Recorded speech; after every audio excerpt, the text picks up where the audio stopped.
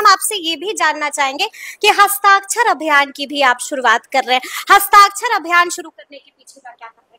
हस्ताक्षर अभियान जो है वो बिहार में 3 विषयों पर जिस पर जनता के साथ सबसे बड़ा विश्वासघात हुआ है, वो 3 विषय हैं। जातीय जनगणना और उसके आधार पर समाज को सुधार देने का जो झूठा वादा किया गया वो, दूसरा जो दलित महादलित परिवारों को, भूमिहीन परिवारों को जमीन देने की बात कही गई वो, और तीसरा भूमि सुधार के जरिए बिहार में भूमि की समस्या को सुधारने का जो वादा किया गया। इन तीनों वादों पर जनता के साथ बड़ा विश्वासघात किया गया है। पिछले 4-5 सालों से समाज में हर जगह सामाजिक राजनीतिक चर्चा के केंद्र में ये 3 बिंदु रहे हैं। पहला, ये जातीय जनगणना की जातीय जनगणना होगा सबका जीवन सुधर जाएगा। तो जातीय जनगणना तो भाई देश में जब होगा तब होगा, बिहार में तो 2 वर्ष पहले हो गया। होने के बाद बिहार सरकार ने ये कहा कि 94 लाख गरीब परिवारों को हम लोग 2-2 लाख रुपए देंगे।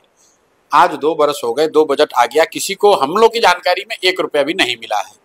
उसी तरह 2008 से सरकार ये कह रही कि दलित महादलित परिवारों के जो भूमिहीन लोग हैं उनको 3 डिसमिल जमीन दिया जाएगा घर बनाने के लिए।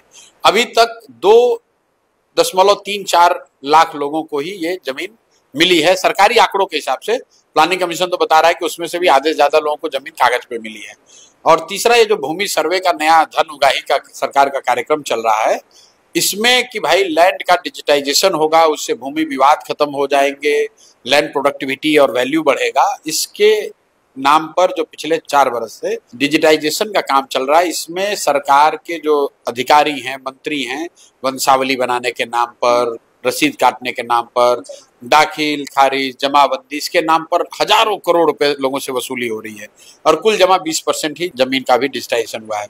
तो इन तीनों मुद्दों को लेकर हम लोग पूरे बिहार में जाना चाहते हैं, घर घर जाना चाहते हैं और लोगों को जाकर बताना चाहते हैं कि पूछना चाहते हैं भाई ये बताओ, ये तीनों चीज पर तुमसे बात हो रही है, किसी के नाम पर तुमसे वोट लिया जा रहा है, तुमको मिला या नहीं मिला। और इसकी शुरुआत मैं नीतीश कुमार के गांव कल्याण बिघा से कर रहा हूं, क्योंकि अगर नीतीश कुमार के कहीं अगर ये स्कीम लागू हुई है तो नीतीश कुमार के अपने गांव में तो जरूर लागू हुई होगी।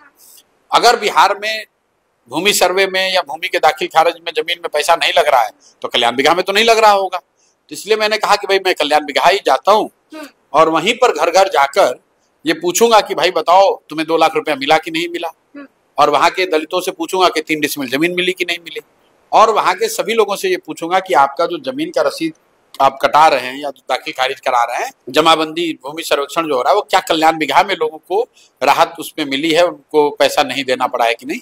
इन तीनों विषयों को ले जाकर मैं कल्याण बिघा से शुरू करूंगा। और लेकिन आपको लगता है कि लोग एतबार करेंगे आपकी बात पर? हस्ताक्षर करने की बात है तो नहीं, हमारी बात पे एतबार करने की बात नहीं। मैं तो लोगों से ये पूछने जा रहा हूँ खुले मन से। मैं ये नहीं कह रहा हूँ कि उनको नहीं मिला है।